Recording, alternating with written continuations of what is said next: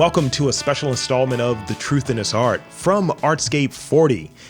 I am your host, Rob Lee, and this episode is presented by Verizon and Crust by Mac. Today, I'm featuring a conversation with a Baltimore-based multi-instrumentalist whose work is rooted in jazz. I'm catching up with him after his captivating performance yesterday with his band L-Avate. Please welcome Lionel Lyles II. Welcome to the podcast. How you doing? And I said that, thank you. And I'm doing all right. Okay. Yeah, just I'm back here, maxing. You know, I've been able to eat. I haven't been out there like braving the temperatures that some folks have. Yeah. I've been in air conditioning. Yeah. Smart man.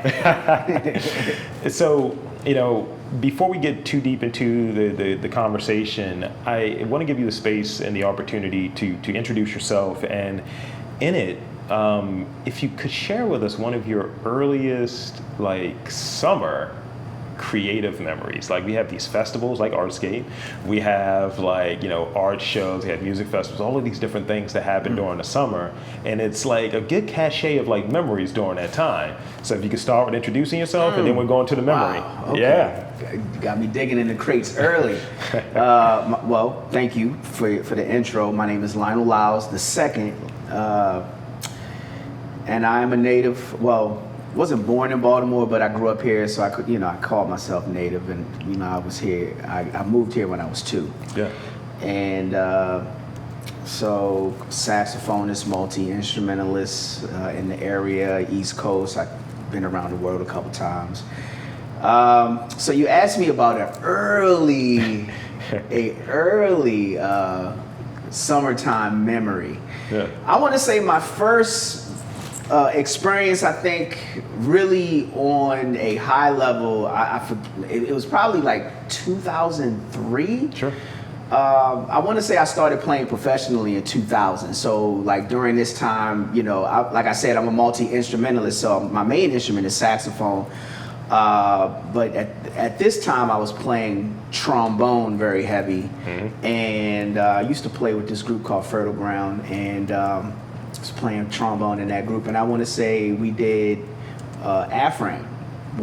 That was one of my earliest summertime music festivals, in Baltimore. Yeah. At that time, because like I said, I was just really getting my feet wet on the scene, and I had just graduated from Morgan State University, so I'm just trying to get in where I fit in. Yeah. And so we did Afram, and I want to say this was when Afram was over at M&T, over at the football stadium, and it was just this huge. I mean, it was cement, out there, no grass out there, not like Artscape, but it was just out there on the parking lot, and I want to say, it was just the energy was really, really high.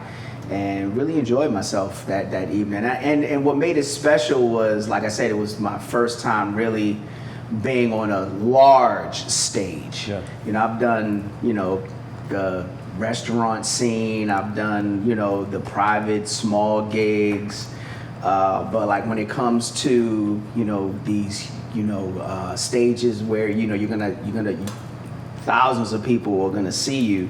Yeah. I want to say that was the first time, and so that was really fun for me. Oh yeah, love it. I also a Morgan alum as well. Okay. So, That's what year? 03. I'm sorry, 07. 07. Okay. Yeah. I came out in 02. So okay. Not right. Yeah. Just missed each other. Yeah. Cool, man. That's what's up.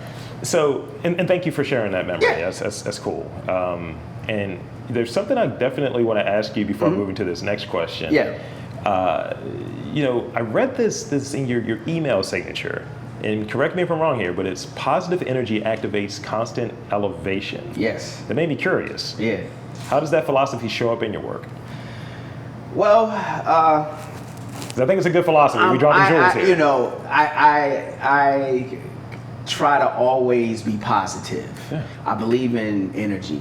What you put out into the world is what you're going to get back. And so, if you're constantly putting positive energy out, you're just going to keep going up, elevation. And that's actually where the name of one of my bands came from, except I changed the ELE to just an L, Avate. But you know, and so what I try to do is just pump the positivity and creativity into the music. And so I feel like if you do that, you'll always be on the winning side. You'll always be on the side that's just going to keep going up. And it's funny because, you know, I didn't have this in mind when I did it, but if you take that acronym, each letter, it's PEACE. Peace. So yeah. It sounds like a branding and marketing background that may Well, have been floating around at one point. Might get it on a T-shirt. I don't know. We'll see how that goes. But yeah, but that, I mean, that's literally what it is. You know, I'm a positive person. I try to, you know, be kind to whoever I meet. And even if they're not kind to me, you know, even if I have to remove myself from a situation, I'm always going to be positive and uplifting. That's good. I love that. And thank you, because I saw it and I was like, you know, whenever you see like one of those jewels, it was just like, hold on, run that back real quick. and I had a similar dialogue with DJ Quicksilver, and he had one of those gems. I'm like, I heard that, and that stuck out to me. So I need to, you know, explore directly from the source. Yeah, man. So I've been asking folks this like all weekend, and I think this is an important question because folks have described what they do. It's like you may see a title like music director, creative director, musician, and so on, but how folks present themselves. Like I use this term at the beginning of this weekend. I call myself the patron saint of pod. Okay. Which is wild, right? And that's how I would describe my art, what I do. It's not just, hey, I'm a podcaster. And I think having this perspective over the last year as an educator has helped me really realize why I love it and why I do it, and expressing that to sort of next generation of podcasters that I'm helping along. So for you, in that same vein, what is your art? What is my art? As far, I'm trying to... Like some folks will call themselves a musical storyteller versus just purely I'm a musician. Man. Hey, look, I'm a very simple person. I mean, you know, within music, our you know, we're taught, you know, at least the purists when it comes to like, you know, musicians that are doing it at the highest level. We're musicians, but we're taught that we're having a conversation. So you can call me a conversationalist. You can call me a storyteller because I'm conveying a story. Every composition that I write it's based on something that's either happened to me or it might have happened to somebody else, but it affected me in such a way. So you know, and painter, you know, I'm painting a picture. So I mean, you know, it's. I'm a very simple person, you know, I'm a musician, but I'm all of these things beneath the surface. Musician is just on the surface, but then underneath, you know, I'm a scientist, I'm a historian, you know, I'm a painter, I'm a storyteller, conversationalist, I'm trying to talk to you, you know, I'm trying to, you know, so all of those things kind of just, you know, you said you've been in New Orleans, you know, it's in that gumbo, you know. You get it? Yeah. You get it? See, that's why I was driving at. So you answered it very well. You know, people go on that surface level and that's all it is. And it's like, oftentimes we have 1, 2, 3 more complementary things that we do very well that perhaps one could be on the stage for outside of the thing that you were here for or I'm here for. It's like, hey, I want to be an MC. I want to do this, I want to do that. There's a skill and there's an art to that. That's right. It's not just the music, it's never just one simple thing. You know, the musicians, the artists that thrive in the industry understand that it's more than just, you know, whatever you do very well on the surface. You know, like for me, I'm an instrumentalist, right? So it's more than just holding the instrument. It's more than just reading the notes on the page. You know, it's what can you bring to it. And so so that's where all of the things beneath the surface come into play. So in that vein, we're a day removed. We're almost literally, you know, a little over 24 hours removed from you just crushing on stage yesterday, right? Thank you, And so I want to get your perspective. What did you do at Artscape 40? We're this milestone installment. So what'd you do at Artscape 40 for the listeners out there? Well, first of all, it hasn't even really hit me that it's 40. Yeah. Like I've been hearing that, and then like when you said it, it just clicked. Like 40. Oh my gosh, 40. So like I've played Artscape many times before, but never under my own name. So this is a monumental, milestone for me, and it's just awesome that it just happens to be Artscape 40. But yesterday I had my band L-Avate, I have two bands. I have my traditional jazz, swing, straight ahead, which is the Lionel Lyles Quintet. Yeah. So Charlie Parker, John Coltrane, Dexter Gordon, things of that nature. But then L-Avate is more of my, if you had to combine Roy Ayers with Robert Glasper, you know what I'm saying? That's really the direction that band is supposed to go through. Like I haven't really it hasn't been realized yet, financially, because I dream big. So L-Avate has a MC, it has some vocalists, it has a DJ, a couple horns. Yesterday I was the only instrument, lead instrument other than guitar. But so yesterday we just came through, and we let off Artscape 11 o'clock in the morning, and I just wanted to play some tunes that everyone knew, man. So we played some Herbie Hancock, we did some Stylistics, some Anita Baker, just songs that I felt like everybody could connect to. Sure. You definitely heard them before, and we just wanted to just warm the stage up for the rest of the day. So that's literally what we did,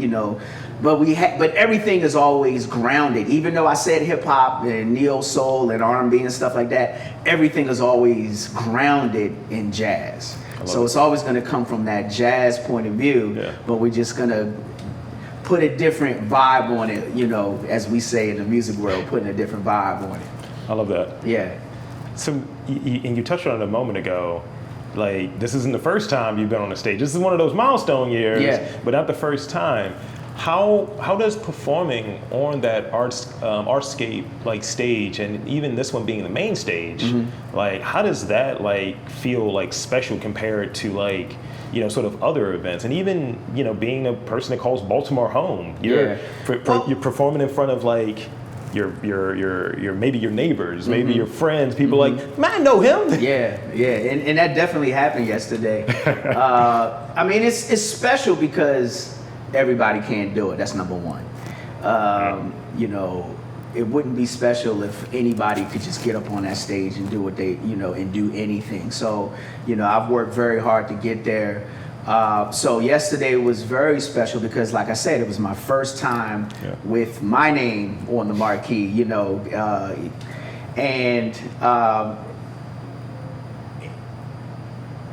but I don't want to downplay any other time, because every time, any opportunity I get a chance to perform, it's a very important moment, not to be taken for granted, because in a minute all of this could be gone. Right.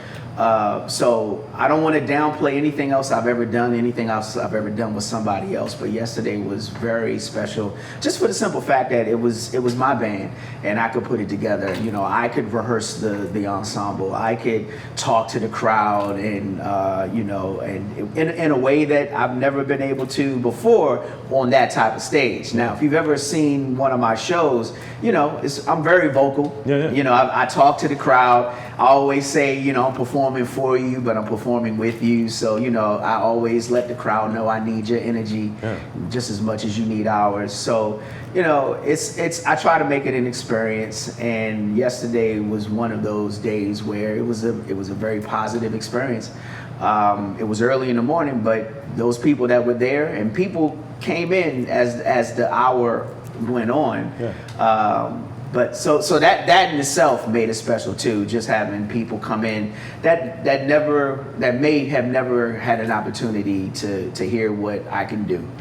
So that's always a special thing. That's wonderful. And I was talking to Tard Marcus earlier, and I was describing like sort of for the vendors that are posting up, for folks that are like pulling up early, having really good tunes that sets that background. Yeah. It's just like, man, I gotta pull my artwork up, man. I gotta pull up, man. It's 11 o'clock. I'm tired. I want to sleep in the noon. But look though, please. Have you ever been at the house and you cleaning and you put some good music on in the background? It just makes whatever you're doing so much easier. So, look, I got a job to do, so even if you were, and I probably should have said something now that you just mentioned that, if you were like setting up like beyond the hill, you couldn't see us, but you could hear us, I'm serving you too. It's like, you're welcome. Yeah, you're welcome, right, so that's an interesting thing, man. Thank you for saying that, because now you're giving me perspective. So, I'm listening while I'm setting up. I'm like, all right. Yeah, because sometimes you got to close your eyes and just, open your ears, and no matter and then whatever you're doing, it just makes it easier, Was preparation leading up to, and you touched on it a little bit, but was preparation leading up to performing yesterday like maybe different, modified for sort of, it's August, it's on this stage, it's in this setting? Was there any sort of changes of how your normal like process would go? Well, it's, preparation is always an interesting thing because, sometimes I can't get the musicians that I want, or, somebody's schedule might have a conflict. And so as a band leader, it's always a challenge to just get everybody in the same room. Yeah. But once you get everybody in the same room, that's when the magic can happen, so that it translates to what you hear on the stage. So the process isn't different, but every time you go to the process, it's not different in the steps, the things that you have to do, but because you have different personalities and different people, that's what makes it different. And then figuring out, you want to play to everybody's strengths. It's one thing I learned from Billy Eckstine, Duke Ellington. He always composed and performed for the people that he had in his band. Right. So if I know that I have X, Y, and Z, I'm gonna cater to them. So it's not always about me all the time, even though my name is up there. I want to put forth everybody, because it's not always about me. That makes a lot of sense. Like when I'm doing this and I try to find that common ground and commonality, like I'm almost 800 episodes in doing this podcast, and you can imagine. That's crazy. 800. Woo. You can imagine it's different people. Like I said, you're the third one for the day. Yeah. And it's almost this thing of telling folks like, hey, we're just talking about it, but it's a conversation. And kind of bringing it down, because there's a certain degree of nerves on both sides. The person going in, it's like, what to expect? What are the questions like? And even me, I've joked about it, but I've called this podcast in many instances like blind dating with creatives.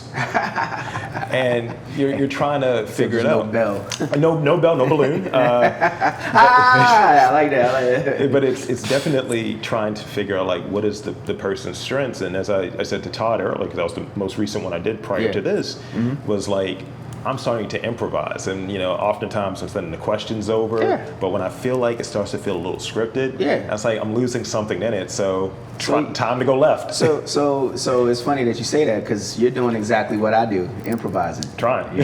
Once you learn the basics and the concepts of what you're doing, and then you can kind of veer off without really thinking about. You're thinking, but you're not thinking about it. That's jazz, man. That's jazz right there. See, look, this is the full circle. I love that. Let's isolate that. Everything is relative. Everything is relative. So, two things I want to get from you here.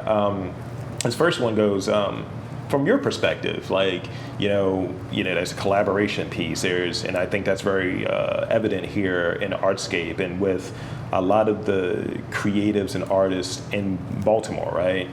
What would you say is a defining characteristics of Baltimore's arts and culture from your perspective? Like something that sticks out. I've heard the DIY thing. I heard the experimental thing. I heard the resilient. We'll figure it out. Again, back to the DIY. But what comes to mind for you? Energy.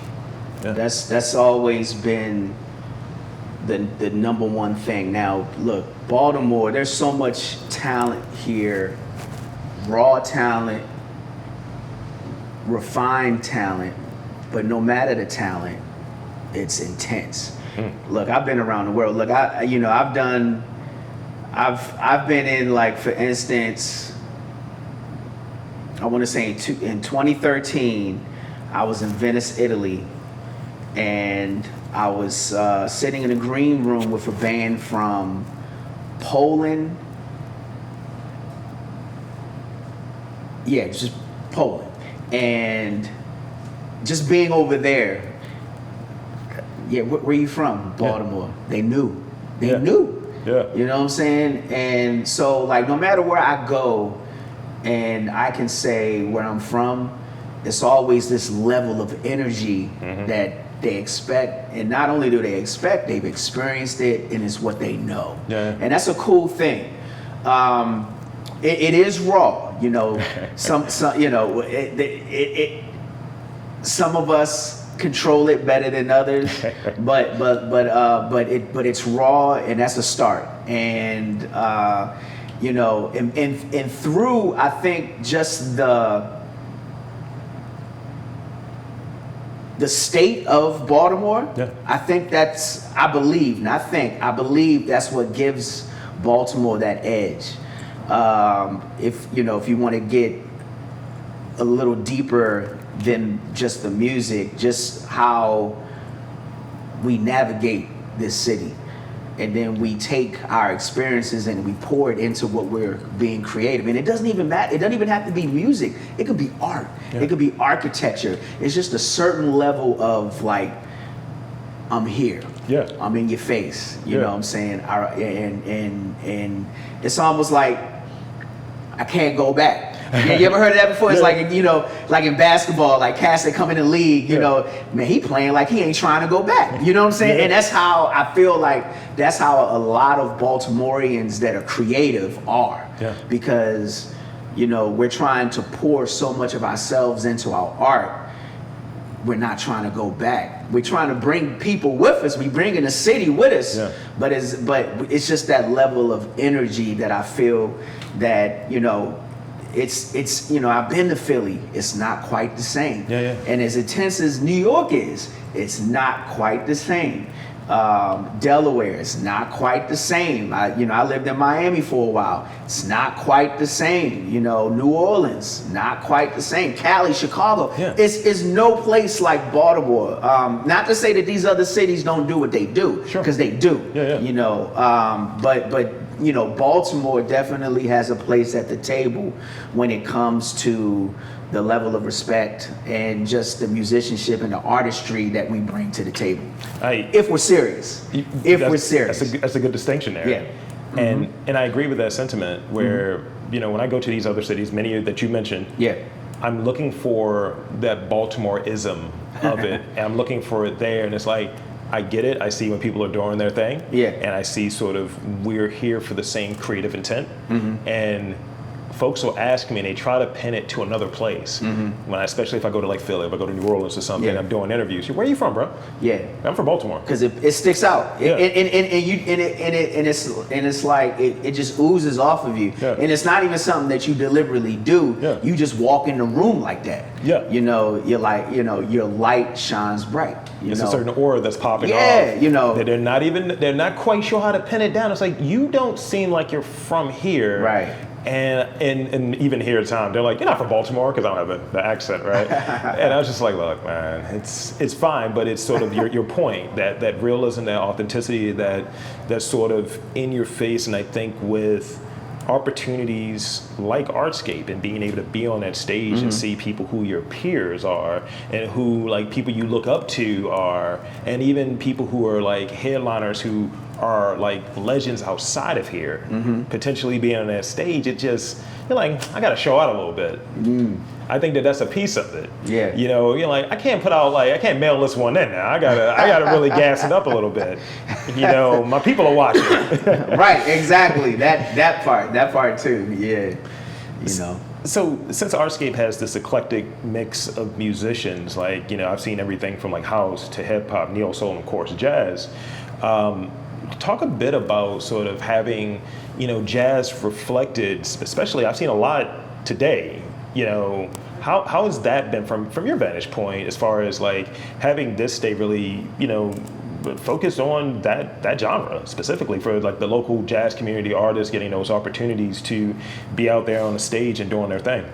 Well, I think it's a beautiful thing because, at one point jazz was the popular music. It's not, and so if you call yourself a jazz musician, for me it's just music. But if you call yourself a jazz musician, it can be a struggle to get that art form to the forefront because it's not popular. Yeah. It's not in your face. You have to go look for it. And then if you're in that genre, no matter if it's hip hop, R&B, even because like I said, everything is grounded in jazz. Overlap, yeah.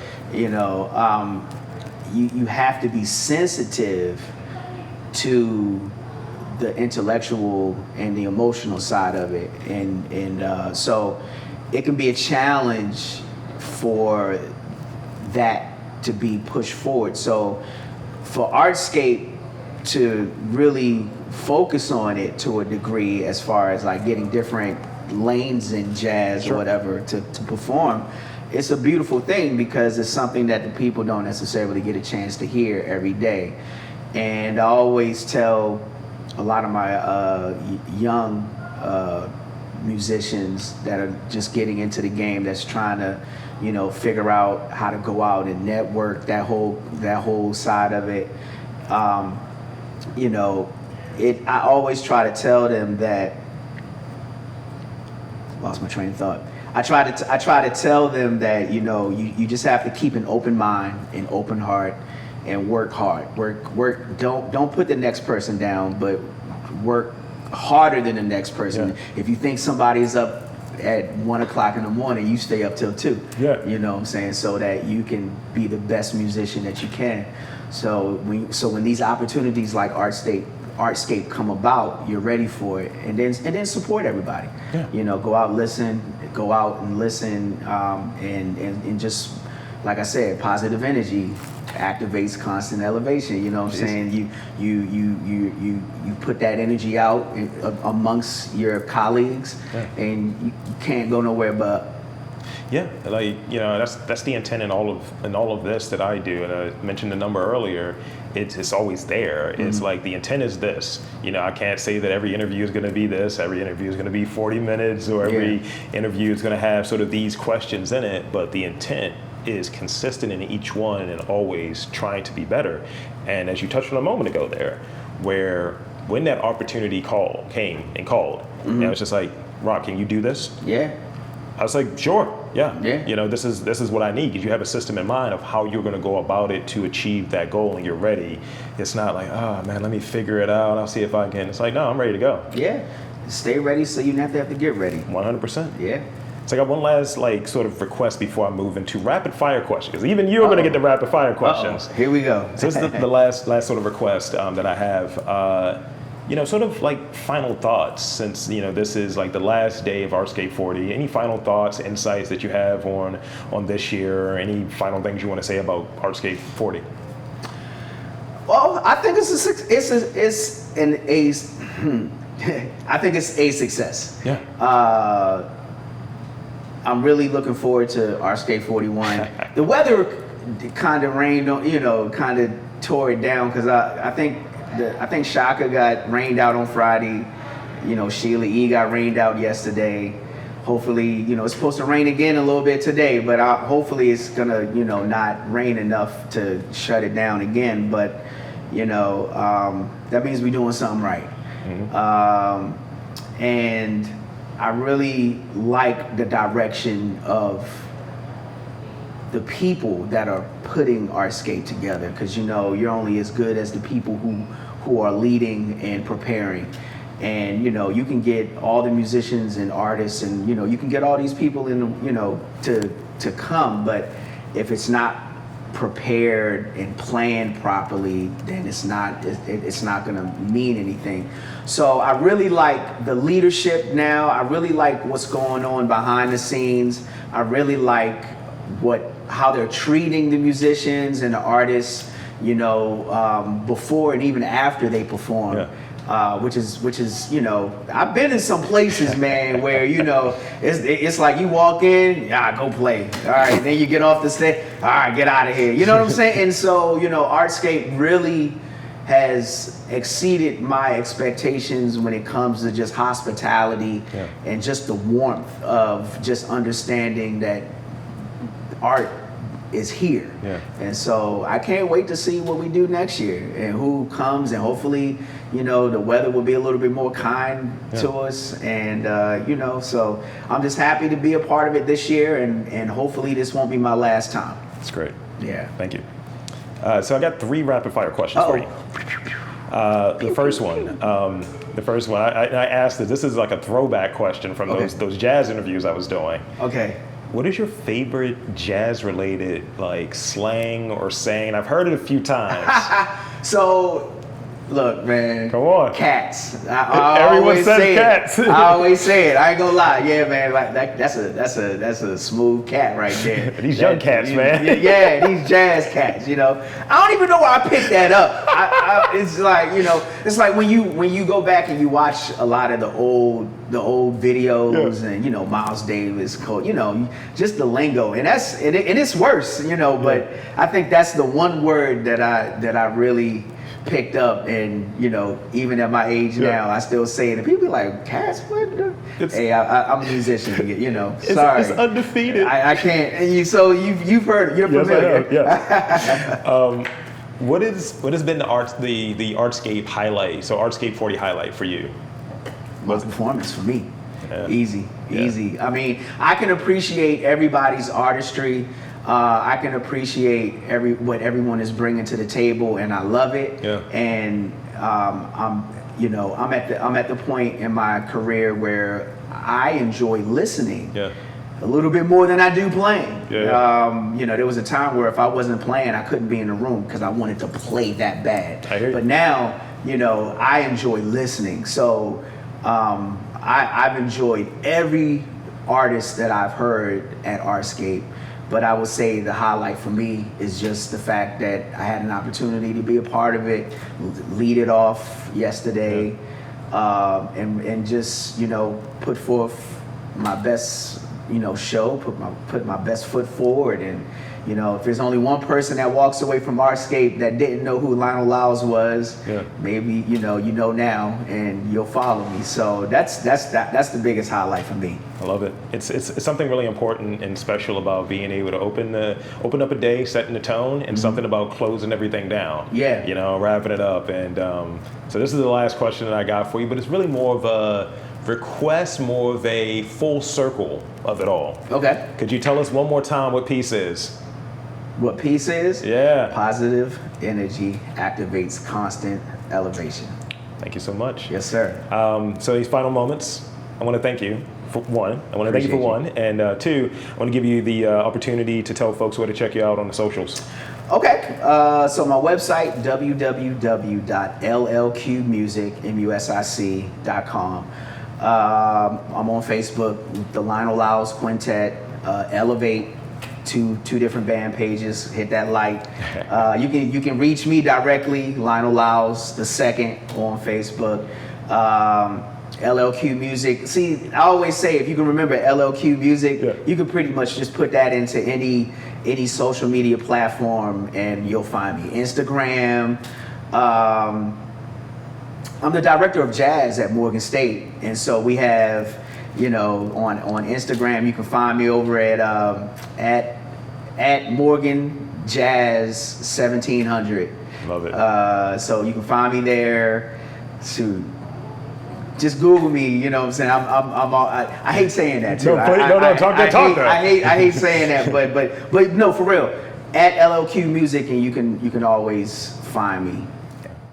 And there you have it, folks. I want to again thank Lionel Lyles II for coming on and chatting with me about his set at Artscape 40. In addition, I want to thank my presenting sponsors, Verizon and Crust by Mac, for helping to make this all possible.